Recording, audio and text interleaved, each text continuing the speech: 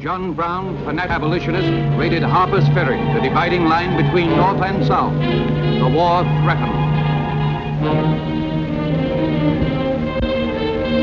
South Carolina was the first state to secede from the Union, but Montgomery, Alabama, was chosen as the first Confederate capital. Here Jefferson Davis, president of the Confederacy, lived. Feeling ran high in the southern states who believed their sovereign rights were imperiled by Lincoln's determination to hold them to the Union. Curiously, the song of the South, Dixie, was written by a northern minstrel.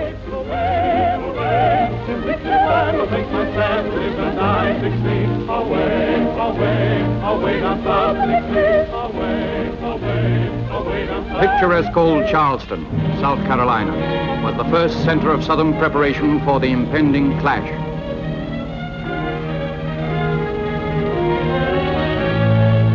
Senator John C. Calhoun defended the rights of the slave owners. He argued that bonded slavery with family care for life was superior to industrial slavery. South Carolina appealed to her sister states to join her in breaking away from the Union. 10 of these did. Fort Sumter near Charleston Harbor dominated the city. It was a federal fort.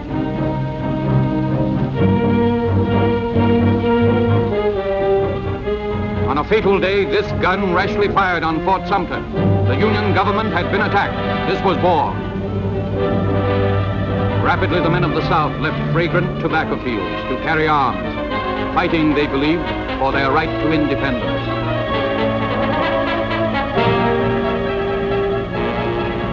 Historic Raleigh, North Carolina, became a strategic center for war massing of men and of materials.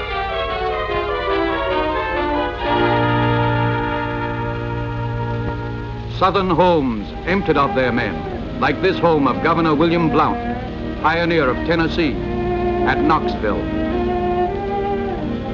The women of the South kept heart-aching vigil through the long, cruel years of war.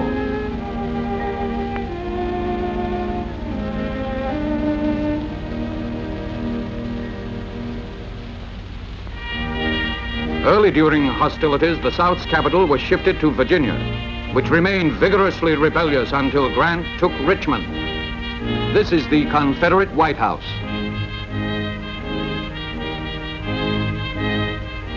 And here the Confederate capital, where Virginia's legislators voted to join the war for secession. And Virginia gave the South its great leader, Robert E. Lee. This is General Lee's home in Richmond.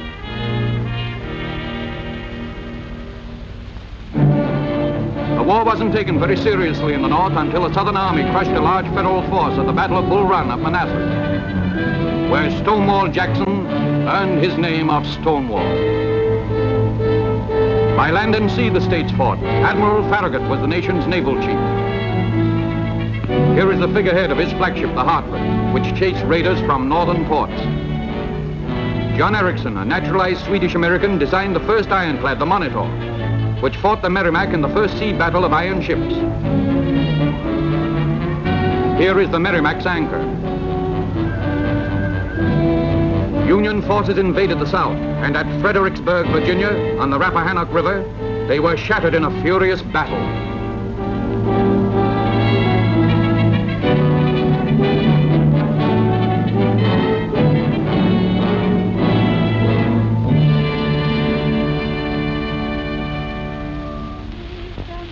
"2,400 men lie buried here, 1,800 of them unknown."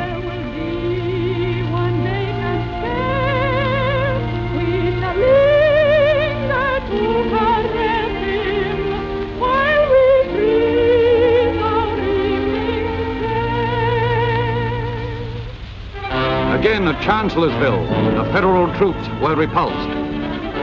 But the victory cost the South one of its great military leaders, Stonewall Jackson, killed here accidentally by one of his own pickets. Richmond venerates this monument of the man who never knew defeat, General Jackson. The South then invaded the North at Gettysburg, Pennsylvania. Huge armies concentrated for a decisive battle. From this gun was fired the first shot in the Battle of Gettysburg on July the 1st, 1863. the seesaw of the furious battle, this observation tower was seized and used by both sides. General Warren of the Union forces memorialized just as he stood surveying the battlefield. Sharpshooters on both sides found nests of rocks as natural strongholds. This one was fittingly called the Devil's Den. Desperately over this ground, as superior forces wore them down, General Pickett led his men in a terrific charge. It failed. This statue of General Reynolds marks the part of the battlefield occupied by the Federal troops.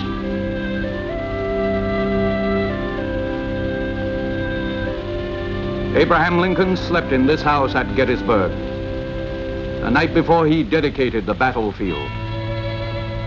77 years ago, our fathers brought forth on this continent a new nation, conceived in liberty and dedicated to the proposition that all men are created equal.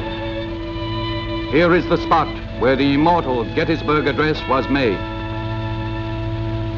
That we here highly resolve that these dead shall not have died in vain, that this nation under God may have a new birth of freedom, and that government of the people, by the people, for the people, shall not perish from the earth. The statue to General Lee and the Virginians who fell.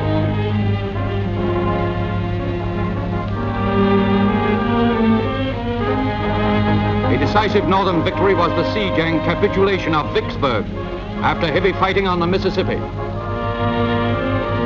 Now a splendid national park in Vicksburg brings rest and peace where once raged Red War. General Pemberton commanded the Confederate troops at Vicksburg, holding out against great odds, and so he is honored by his compatriots. So too is the vigorous and victorious Northern commander, General Grant, later President Grant.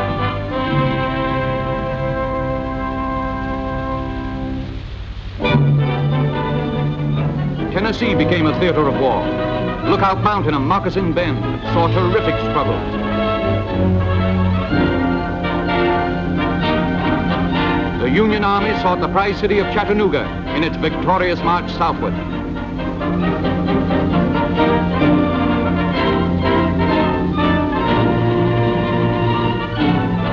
This rock, Umbrella Rock, was a point of vantage for the Union leaders in the fighting about Chattanooga.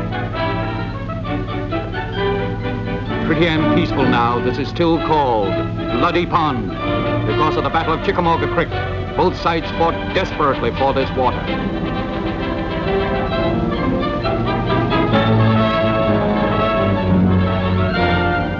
Union soldiers broke into Chattanooga on this locomotive. 8 of them were killed.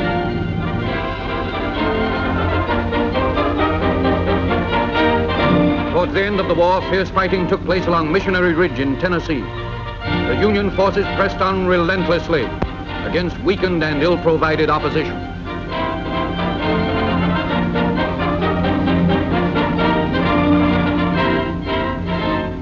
Then came the Battle of Appomattox, Virginia, the last hope.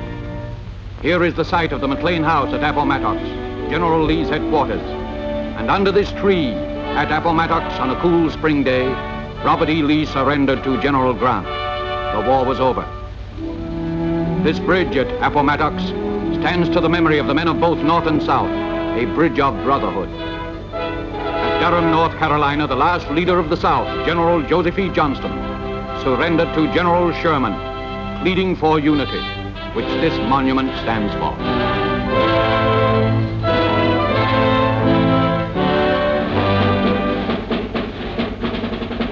And each year, the thinning lines of the blue and the gray march in memory of the war that gave us one country under God forever.